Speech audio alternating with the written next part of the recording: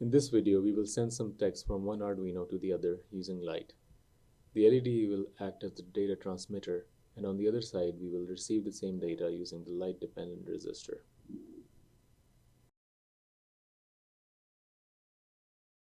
So let's take a look at the circuit. For the transmitter, we have a LED connected through a resistor.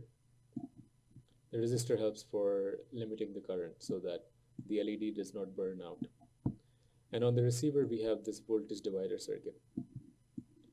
The way this has been set up is that the more light that hits the LDR, the higher the voltage at this point. Now let's see how that works mathematically. So I've plotted here the graph of the resistance of the LDR here versus the illumination. Now, the more light that hits the LDR, the lower the resistance. Here I have plotted basically the voltage at this point versus the resistance R1. So here we have the resistance R1 and the voltage. Now, as the light that falls on this resistor increases, the value of resistance decreases.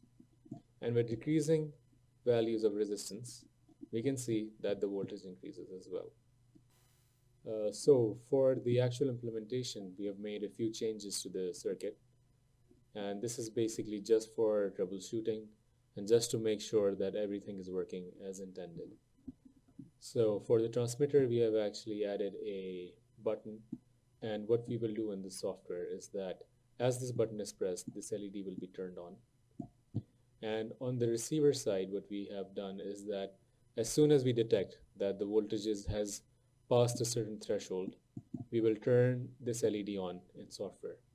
So this will actually make sure that we can visually see if the data is being transmitted properly. Now let's assemble the circuit on the breadboard.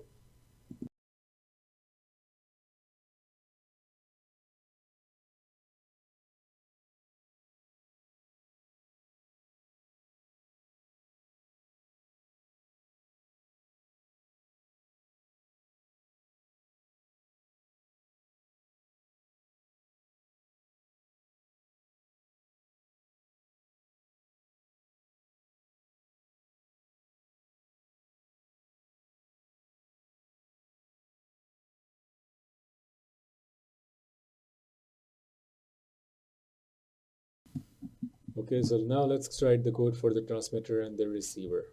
For the transmitter, first thing I will do is define the pins for the LED and the button. So LED pin and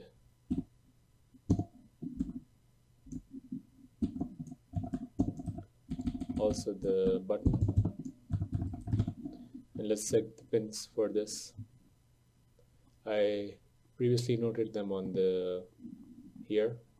So the button is A0 and the LED is A1.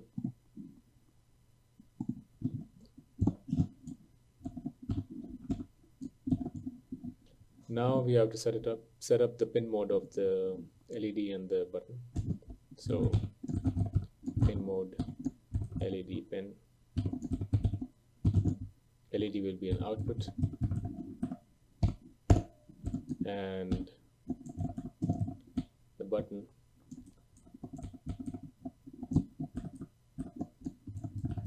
will be input pull up.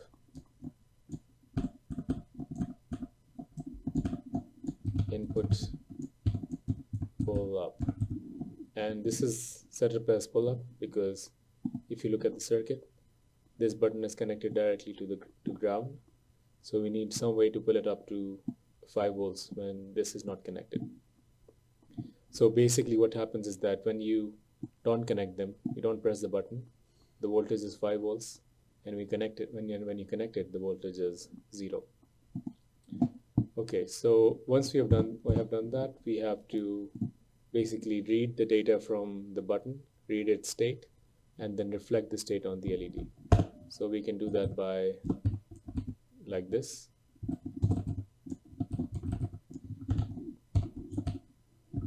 So this would be, we will write to the LED and then we will write what we see on the button. So digital read, and this would be the button pin. And one thing we have to do, since when we don't press it, the voltage is 5 volts, and when we press it, the voltage is 0. We have to change it. Otherwise, when we press the button, the LED will turn off, but we want the opposite. So we invert it by using this NOT operator. And I think that should be enough. Now let's write the code for the receiver as well. Again, first thing I will do is define the LED pin and the LDR pin as well. Let's see the pins. They are D3 for the LED and A2 for the LDR. So LED is 3 and this is A2. Now since we will be reading analog voltage from the LDR, let's make a function that tells if the voltage is above a certain threshold or not. So I will write the function called get LDR, and I will read the voltage of the LDR. So is equal to analog read and LDR pin, and return greater than. Okay, so we should actually have a threshold, so I will also define it here, and I put 100 just for now. If this doesn't work, I will change it. So the voltage is greater than the threshold. I will return true, otherwise I will return false. And now we can consider this basically as a digital read. So if there is light, we should get 1. If there is no light, we should get 0. Now all we need to do is, one thing we need to do is actually set up the LED pin. Since this is a output, we need to set it up as output. So pin mode LED pin and output. For the analog read, we do not need to set up the pin mode. And now in the loop, what we can do is simply update the LED depending on what we read from the LDR. So digital write, and this would be the LED pin, and okay, this should work. Now let's upload and test. So now I have uploaded the code to both Arduinos. Let me block the LDR and see if the LED is working. Okay. Now when I remove my finger, this LED should also turn on. Okay, this works. In order to send the data, we must have a communication protocol. The communication protocol is a set of rules that the transmitter and receiver agree upon such that the data that is sent can be understood properly. One way we can send the data is by sending the data bit by bit. Let's say we want to send this byte. We can start from the leftmost bit and proceed in this way. And I've drawn what the waveform will look like here.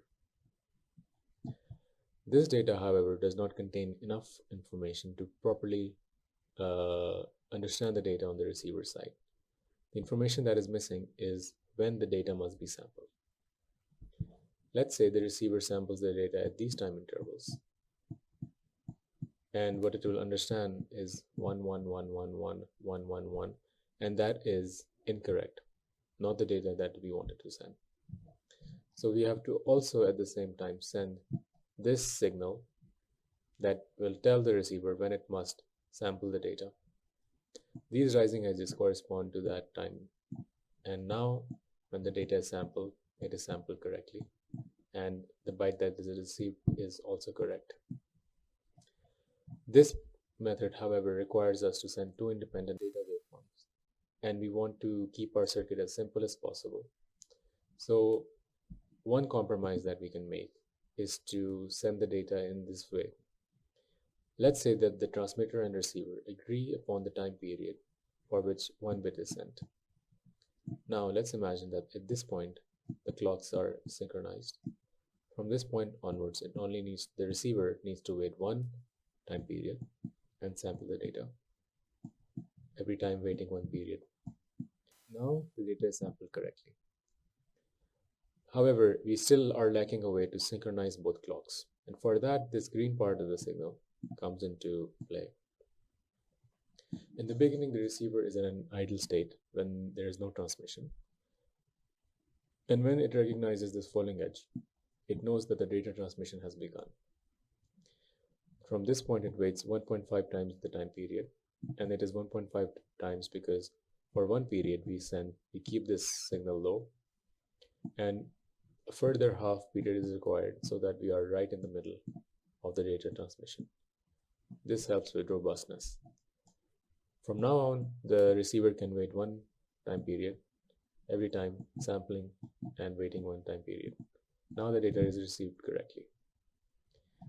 This part at the end of the transmission is just to make sure that when this transmission ends, the voltage is at high, so that this falling event can be recognized. Now we can implement this in code. So I will first write the code for the transmitter. I will begin by writing a function that will transmit the data according to the protocol. So a function to transmit only one byte. Send byte. As an argument to this function, I pass the byte that I want to send.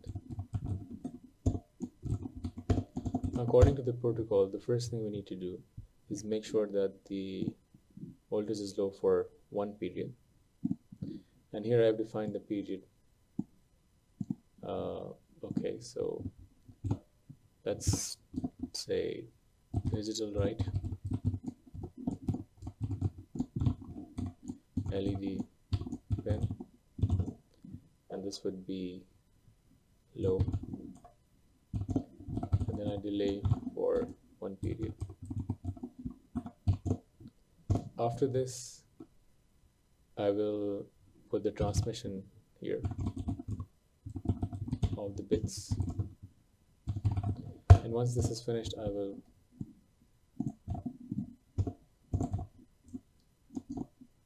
make this one higher.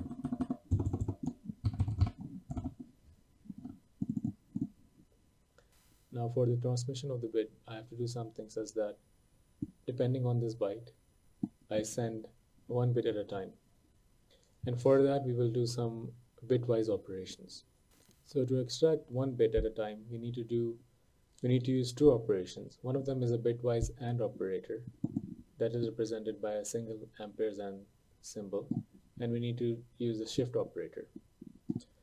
Now the AND operator, this single bitwise AND operator, works like an AND operator but performs the operation bit by bit. So for example, let's say we have A, which is this, and C, that is that, and if we perform bitwise operation, the computer will look at each bit one at a time and see if this is and apply the AND operator.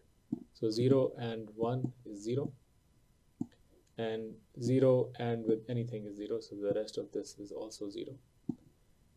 In this example, if we have something like this, 0 and 0 will be 0, but 1 and 1 will be 1, and this rest of it is also 0 because 0 and with anything else is 0. So we get this result. In this way, what we can do is extract a specific bit and ignore everything else. So wherever we put 1 will appear at the output, and anywhere we put 0 will disappear. So irrespective of whether it is 1 or 0, the answer will be 0. It would be very suitable if we could somehow select a specific bit that we want, and we can do that by using this shift operator. So this number, this is just the hexadecimal representation of this number. If we shift this by a number I, and then if we were to AND this number with A, which is our original byte, we will only get that bit and everything else will disappear. So right now we are looking at the 0th bit, and if we, in this case, I is 0, but for example, if I was to be 1, then this would be shifted by 1, and this would be like this. Now when we AND it by any byte, we get only the 2nd bit, and so on and so forth, like this. Finally, we want to see if the byte that was here was 1 or not. So the answer that we get after basically taking the byte that we are trying to transmit and this mask that helps us to extract a specific bit, we can see whether this number is 0 or not. So if this was 1, if this was not 0, then we will consider this as a 1 and we will turn on the LED. And if this was 0, then we will keep the LED off. Let's implement this here. So first thing we do is we get our byte. So, okay, this would be inside a for loop because we have to do this 8 times. So let's first make a for loop. So for int I is equal to 0, I is less than 8, 1 for each bit, and to complete this loop. Now the first thing we need to do is digital write to the LED pin, and here it will start from the 0th bit and move towards the 8th bit. So let's first produce our mask. So that will be 0x01, and we will shift it by I. So the first time this will be, so let me show you. The first time it would be like this. So when I is 0, the next time like this. So the first time we get the first bit, the 2nd bit, 3rd bit, and so on. And then the next thing we need to do is AND this with our byte. And now we have to check if this number is 0 or 1. So we will say that if it is not equal to 0, then we will want to consider this as 1. So we do it like this, and now we will send the correct data. Of course, now we should also wait for 1 period, so that otherwise it would be too fast to recognize. So this should work. Now let's send the data inside the loop. So the first thing we need to do is determine the length of the string. So we can do that by in this way.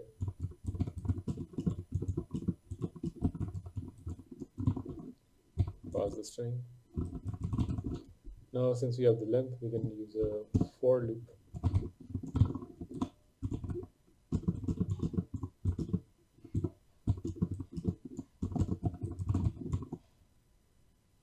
Length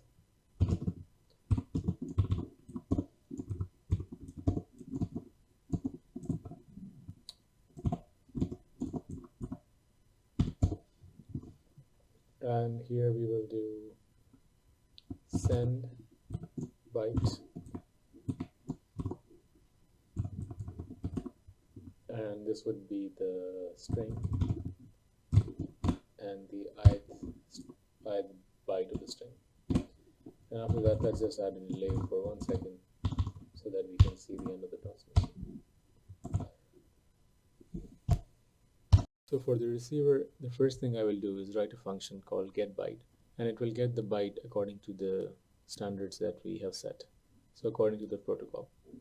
And in the protocol, the first thing we have to do is to wait for 1.5 times the period.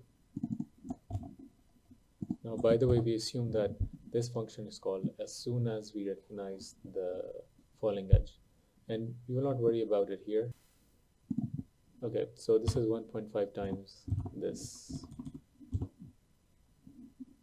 1.5 times the period, and after this we will have a for loop again for 8 time periods. So int I is equal to 0, I is less than 8, I plus plus, and here we have to do the same thing but in reverse. So let's start by having a byte in which we will fill the data. Initially it will be 0, and now what we will do is we will read the value of the LDR. So we are sampling the signal that we receive, and if this is 0 we will put this as 0, and if it is 1 so we will put it as 1. So this would be ret is equal to ret, or this is the bitwise operator, and get LDR, and this will be shifted by I. So this is similar to what we did for transmission, but I will explain what I did here. So here instead we are using the bitwise operator, and the bitwise operator does bitwise OR operations. So wherever this is 1, it will make the value 1, and wherever this is 0, it will not change the original value, because 0 OR with anything is the original value. So for example, if this was, in summary, wherever you put 1 inside the mask, the original data will be modified, and whatever was in this place will be overwritten to 1. So what we see here is that when we do this loop, what will happen is that you take initially 0, then you take the LDR, so you sample the waveform and shift it by I, and then you OR it by this value. So the first time, the first bit will be shifted by nothing, so it will be in the first position, and since this, and then that will be ORed here, so it will, the 0th bit in the ret, so this variable will be overwritten by the LDR, and the next time this will be in the first location, then it will be written there. So if this is 0, nothing will happen, and since this was originally already 0, it will be 0, and if this was 1, then 1 will be written. So once this loop is complete, the whole data that was in the transmission is recovered. Of course, we also have to wait for 1 period according to the protocol, and we have to return this value.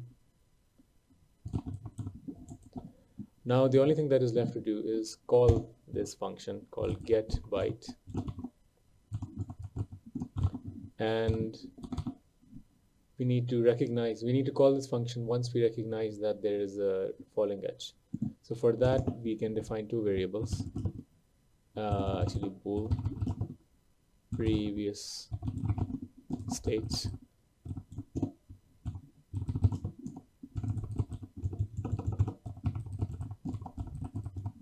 and what we will do is see that if the current state is low, so we will check if this is low, and the previous state was high, this means this is a falling edge. So we can call this function,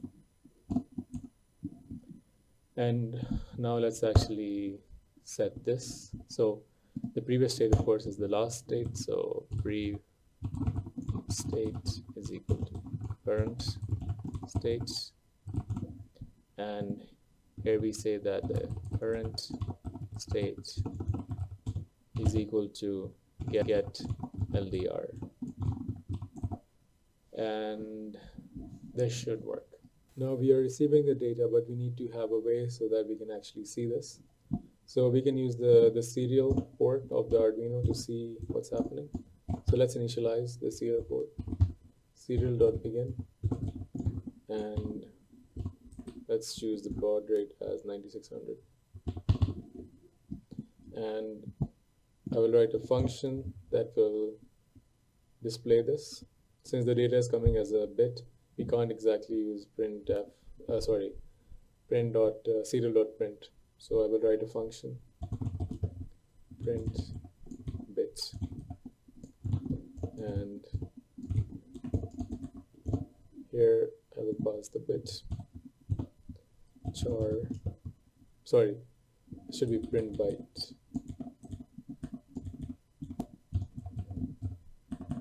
and this will be my byte,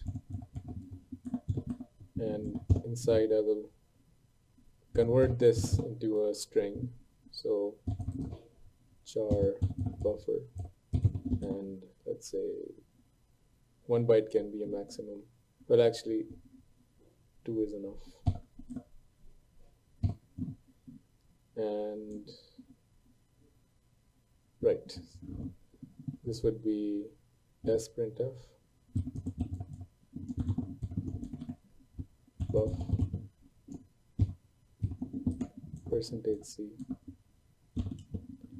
and my byte.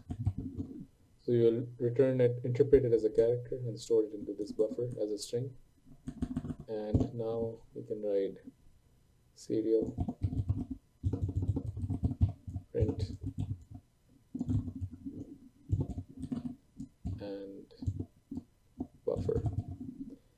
And now let's print the byte that we get. Now I will upload this to the Arduinos and see what we get. Okay, now we can see that the LED is blinking, and as you can see that I've opened the serial transmitter and we're receiving the data. The next thing that we can try to do is increase the time period. So let's go from 100 to 15 milliseconds, and I will upload this to the receiver.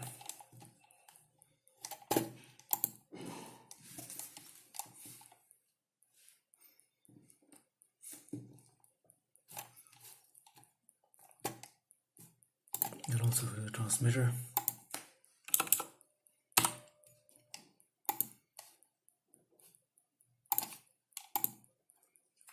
Okay.